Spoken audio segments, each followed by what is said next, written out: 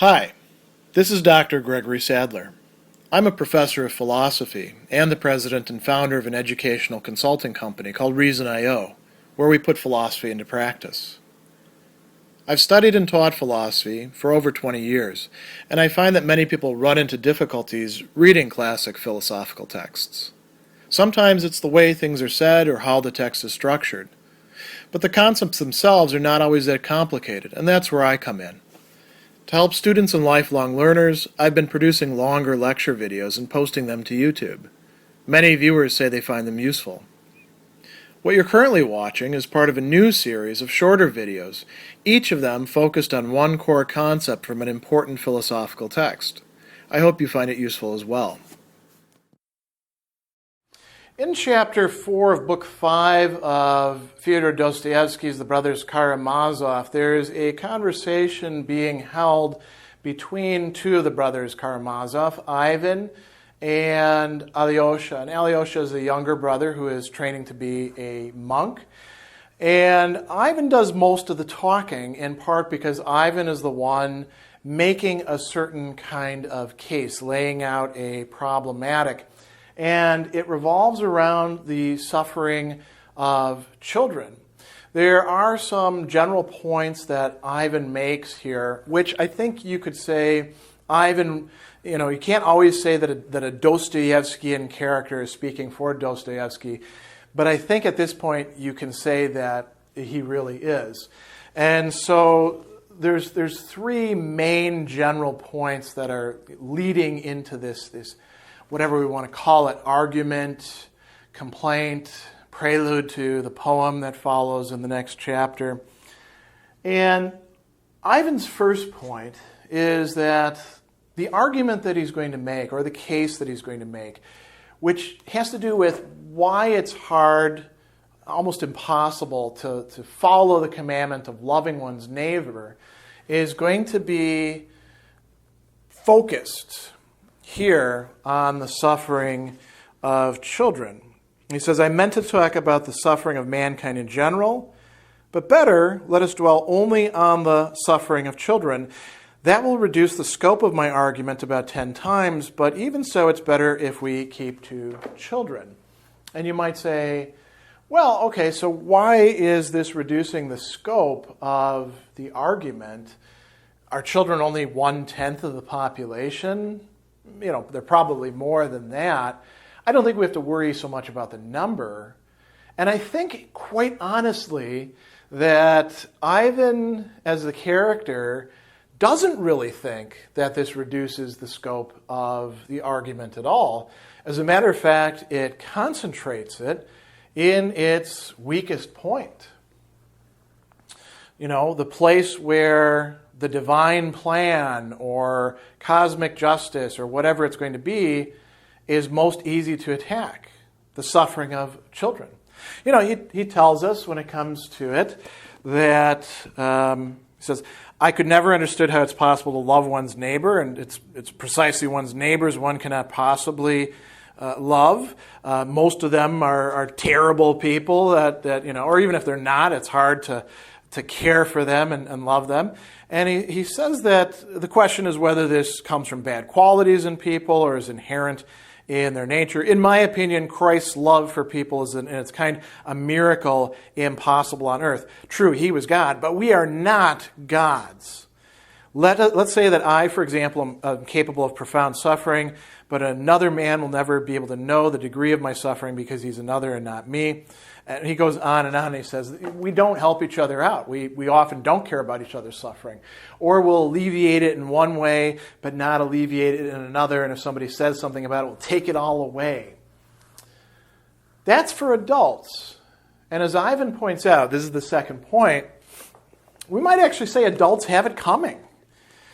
Here he says, I'm not going to talk about grown-ups. Apart from the fact they are disgusting and don't deserve love, they also have retribution, meaning they have it coming to them.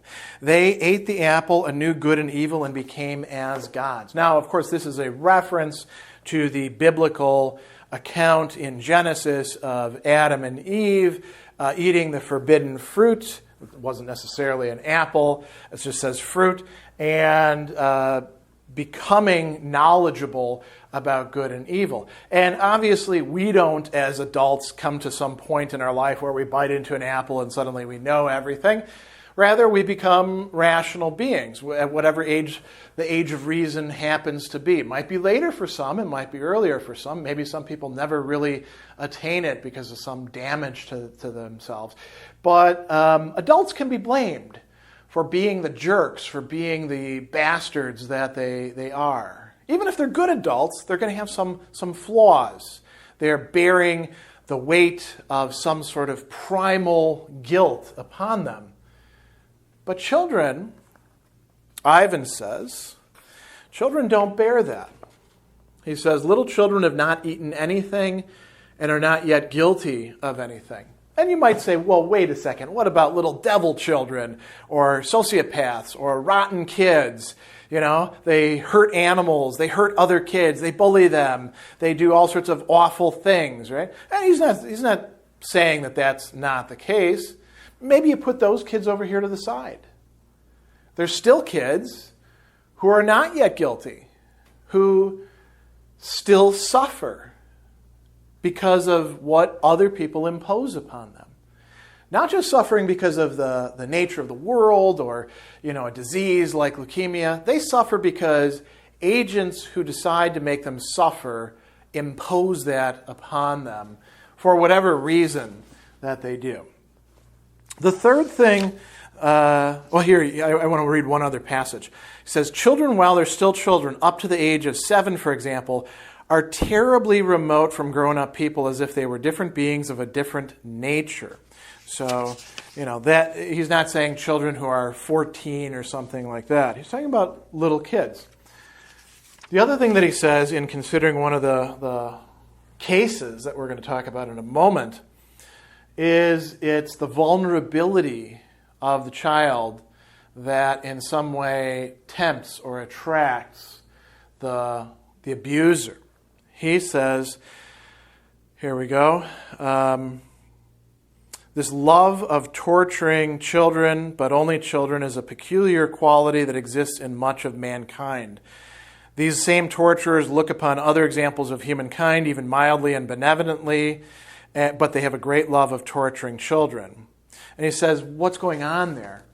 It is precisely the defenselessness of these creatures that tempts the torturers. The angelic trustfulness of the child, who has nowhere to turn and no one to turn to. This is what inflames the vile blood of the torturer. And then Dostoevsky goes on to say something about what lies within, if not all of us, at least most of us. Something endemic to human nature. Before that, though, let's dwell on these three things that he says. The defenselessness of these creatures, their vulnerability, the angelic trustfulness of the child. When abuse is taking place, it's not simply that organic damage or psychological damage is being done, through what's being imposed on the child. It's also that there is a breach of the trust that the child gives to the adult, which makes it even worse. That's why abuse can be so incredibly traumatic. The other thing he says, the child has nowhere to turn and no one to turn to. They are isolated. They are kept stuck there in the situation of abuse. So what does Dostoevsky, speaking through Ivan, conclude? He says, there is a beast hidden in every man, a beast of rage, a beast of sensual inflammability at the cries of the tormented victim, an unrestrained beast let off the chain, a beast of diseases acquired in debauchery. So there's a lot of ways of characterizing this. It's part of ourselves that we can never fully get rid of in most cases and have to keep a watch on because it's so easy. He talks about rage.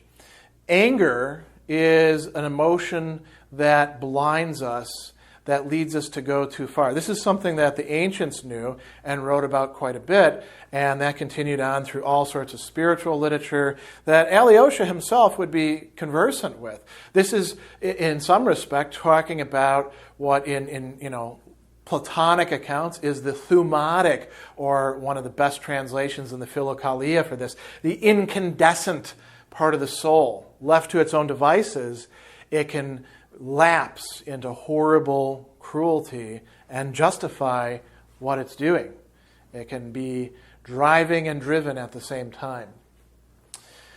Now, he brings up several specific cases, and I think that we can use these. We can get away from the specifics and say that there's some general points here to why Dostoevsky is having Ivan talk about these. The first is the Turks terrorizing the Slavs. At the time that we're looking at in this story, the Ottoman Empire still exists, and the Ottoman Empire is trying to control its western provinces in the Balkans, essentially through terrorizing the non-Muslim Slavic population.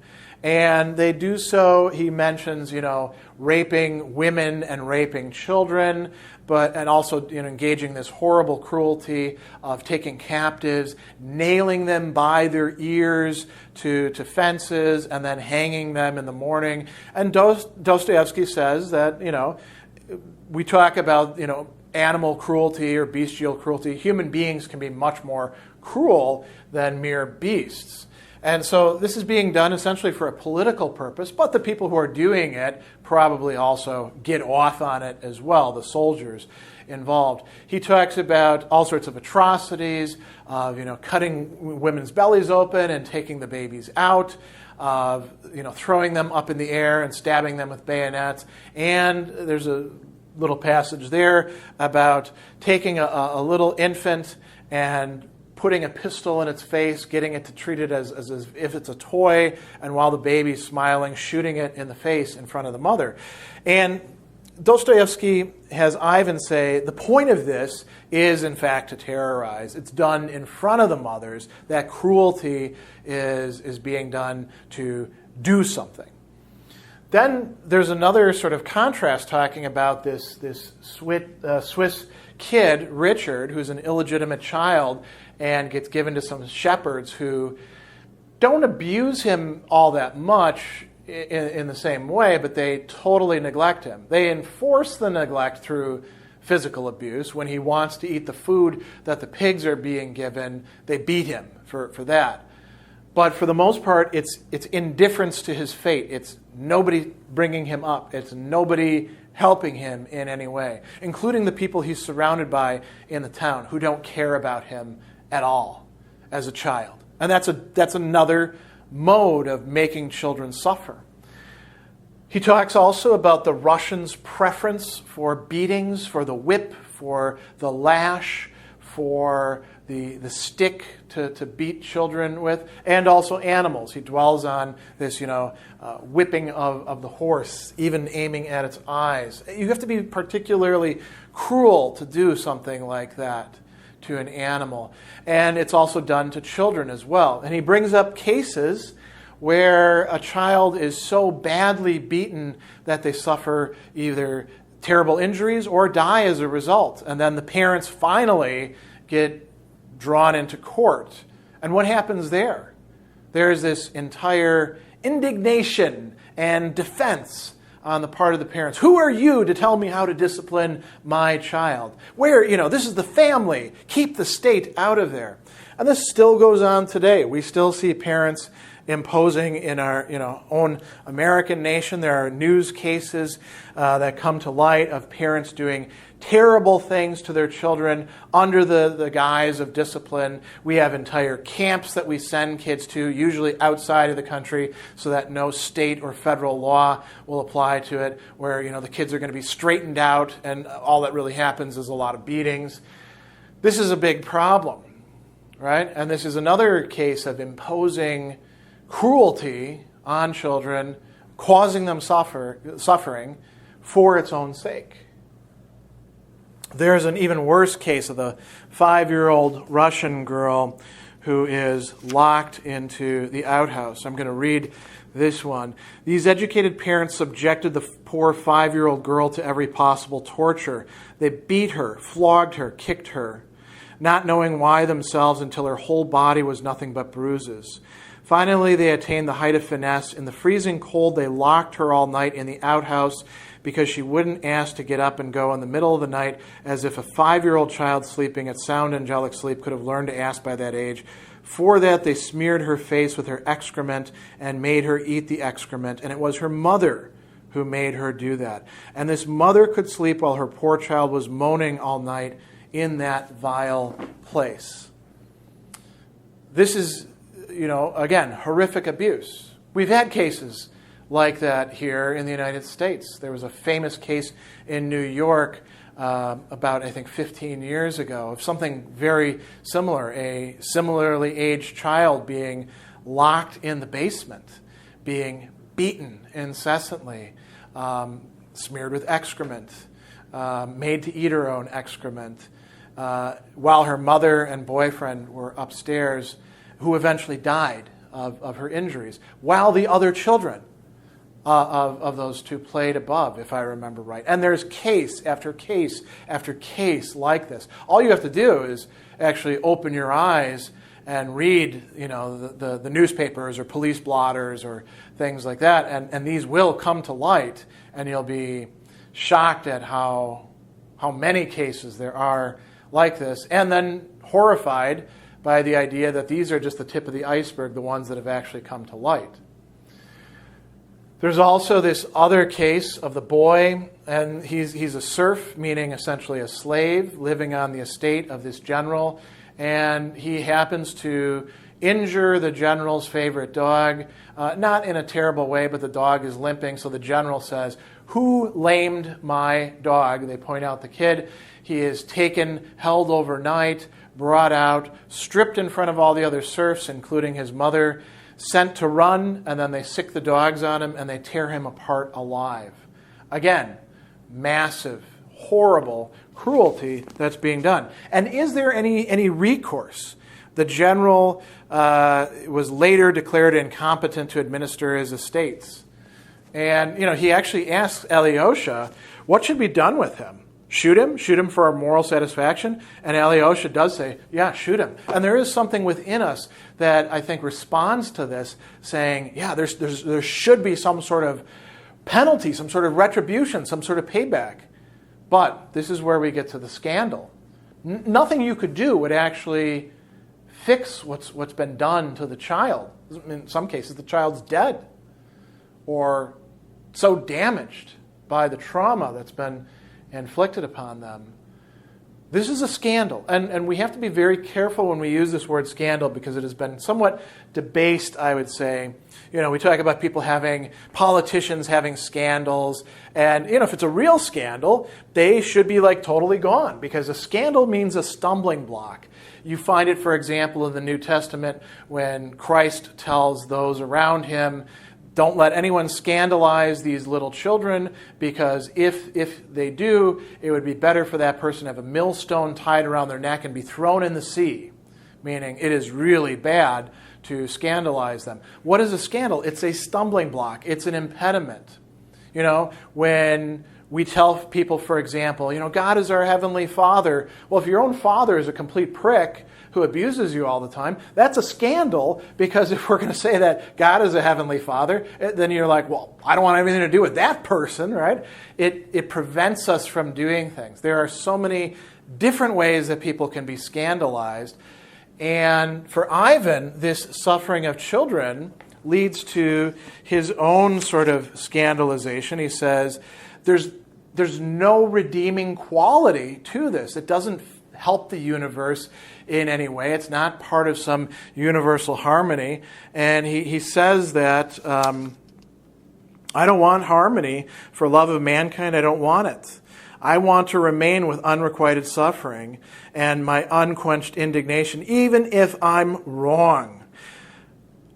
They've put too high a price on harmony. We can't afford to pay for such an admission. I hasten to return my ticket. He says, it's not that I don't accept God, Alyosha. I just most respectfully return him the ticket. I can't accept this as a just world in which there is so much suffering, not just for humanity in general, but for children.